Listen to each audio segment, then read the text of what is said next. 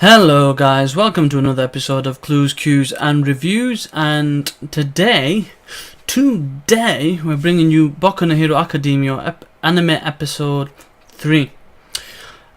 Just to give you an update, it doesn't look like the Boku no Hero Academia manga chapter came out. I'm not sure what was going on with that, but more than likely scheduling reasons. The Viz Media release does come out on Monday, so more than likely, if possible, I'm going to be looking to do that tomorrow.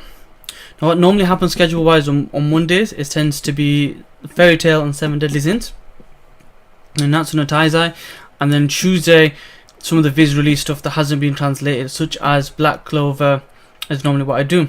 So if it's not possible for me to do it on the Monday, I will definitely be doing it on the Tuesday, so look out for that. But without further ado, let's get into this review.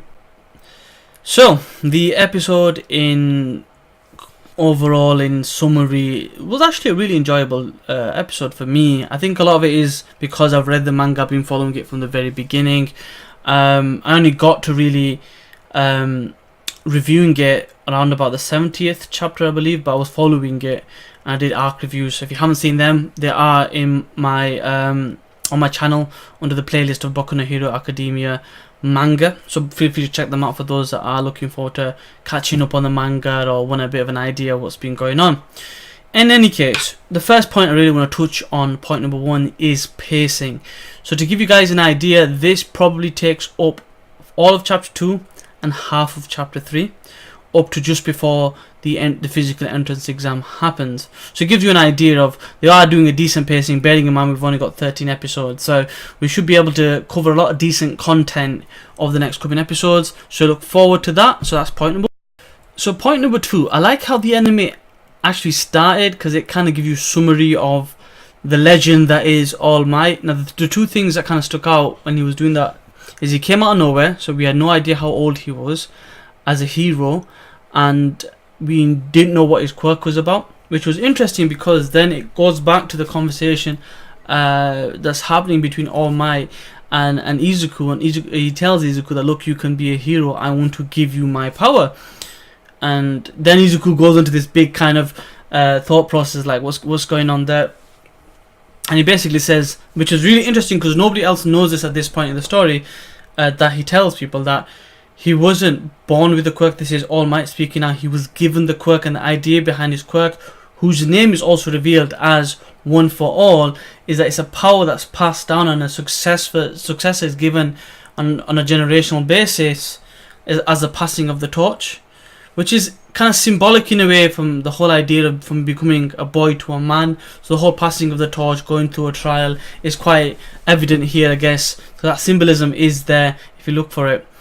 So the idea that he isn't the original owner of that quirk, apart from giving the quirk to Izuku, makes you wonder, A, who was the original quirk holder, and B, who was the previous quirk holder that gave the quirk to him. So an interesting point to bear in mind. But yeah, we find out that All Might wasn't born with the quirk. The quirk's name is One for All, and he's looking to give it to Izuku. Izuku accepts. Point number 3, we find out something interesting about the quirk itself. So what we find out is basically, although we could give you the quirk, and All Might says I can give you the quirk, you need to have a correct vessel, as in your body needs to be strong enough to take that quirk. And he basically says if one was to take it and his body wasn't ready, he would effectively explode. So All Might basically says, for you to get to that position, I have developed for you a training schedule. So the next point is the training montage. So the training montage was actually quite cool because it was very Rocky-esque, Rocky 4 in the way it was. He was training and he had the schedule that he had to keep for 10 months, and he keeps going. He's training, he's falling asleep, he's going crazy, he's like eating loads and he's having to rest, and he's thinking about all these efficiencies, and he gets very calculative at this point.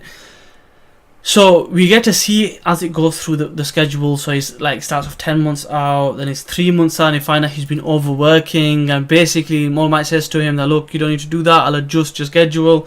It keeps going, and then he gets to hit his target. Now what was cool about this was two things. One, he's reached his target and he's on a mountain full of rubble. He's at the top and he's just roaring because he's done it. It made me think of the fact that he's Rocky's run up the hill. At the end of Rocky 4's training montage before the main fight, he's doing the whole Draco kind of thing where he's roaring. So that's kind of how this was symbolized. And at the same time, it looked like he was transforming into a Super Saiyan. So it kind of was a bit of a homage to Goku transforming, pretty much just the way it happened. We also find out that to become or inherit the power to become the next owner of One for All, you have to eat the previous user's DNA, which happens to be a hair. So you go, yeah, you can have my DNA, you'll be fine. Takes it.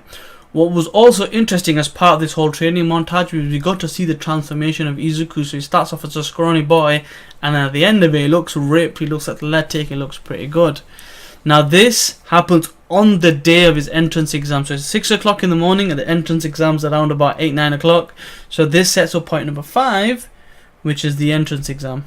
So the entrance exam, a few things happen. Now there's a few characters that are introduced in this or kind of shown a bit of light to, which basically aren't really, like, the names haven't been shown just yet in the anime. They obviously are shown in the manga, and you will see that in the coming episodes. So for those that don't want to know, I won't spoil it at all. I will be using other names or other descriptions for these characters without ruining anything.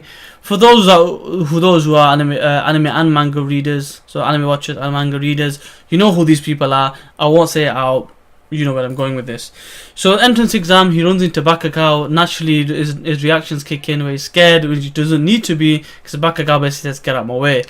He then gets excited to the idea of going to this entrance exam that he trips over his own feet, and he gets saved by a girl who uses an anti-gravity technique. So for the time being, we'll call her anti-gravity girl. We do find out in the, I believe it's the next chapter or the chapter after, what her name is. I won't ruin it. We'll have to wait and see. So we go into like a hallway, and they're kind of explaining how the entrance exam works. It's a physical entrance exam, and there's basically a scenario-based environment created where they've basically got to collect points. They can't harm each other, so they can't cheat and take each other out. And then they explain that you're going to have enemies in there, villains that are kind of fake villains, robotic villains that are there, and each give you different points. So there's 1 point, there's 2 points, and 3 points. So the more points you get, the better chance you have of qualifying. Then another character steps up, and he basically says, wait a minute, unless you've got a printing error, there must be more to it. You can't have cocked up now, could you? This guy with the glasses is very stern, is very diligent, and likes attention to details. He even goes to actually scold Izuku because he's getting so excited. He does this because you'll see this in the episode, and he does a lot of muttering when he's calculating things and getting excited. Izuku does. He scolds Izuku. So that was kind of funny. So it's explained that there's a fourth enemy in there that gives you no points and is best to be avoided. Although he's defeatable, it doesn't necessarily mean you have to defeat him. And basically you can just avoid him at best. So once you go through this explanation, everyone's given their own areas. So although they've got identical areas to go to, so A, B, C, D, E, they're all separated, and basically they've all given their own zones that they've got to kind of represent, go and fight and qualify for. And the anime episode basically ends just before that starts. That's roughly halfway through chapter number 3 for those who want to know. A lot of craziness to begin. The entrance exam is here. We're one step closer to getting into the My Hero Academia. We'll have to wait and see what happens next. But that is a brief summary, a few different points throughout the chapter. I hope you enjoyed the episode as I did. I'm a big fan. I'm loving the hype. I'm loving the exposure this manga gets, and I'm hoping this only really pushes the manga forward. I'm hoping as well that with this 13 episode arc, either we get an extension because it's that popular, or we get a regular, whether it's once a year or once every 6 months season. Because from a chapter point of view, if they're reviewing, let's say they review at a pace of 2 chapters per season, they're only doing 25. They're on a decent kind of scale right now, so they could easily get 3 seasons in. And by the time we did catch up where we are now, we would probably be a good 50 chapters ahead. So there's a good chance that we could get more seasons. Nothing's been confirmed at this point. We'll have to wait and see. I hope you enjoyed the chapter review. I hope you enjoyed the episode as well. If there's something you've enjoyed, give me a thumbs up and let me know in the comment section below. If you want to talk about it, please do. I really do enjoy these conversations. If you actually watch and check out my episodes or my other reviews or my manga reviews or anything like that, my theories, I like to get involved in these communications. I want to develop a community so where we can all talk and share our opinions. So feel free to comment in the sections below and let me know your thoughts. You could agree with me, you could disagree with me. I do not mind. I'm absolutely open to any kind of suggestions. Do let me know.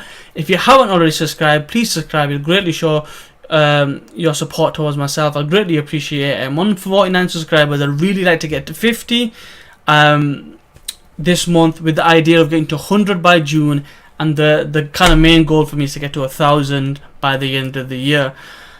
You know, I'd really love to get there. I really like to build a community here so we can get a really good anime community going on this channel, and hopefully I'll see you next time. For always, take it easy, have a nice weekend. Peace.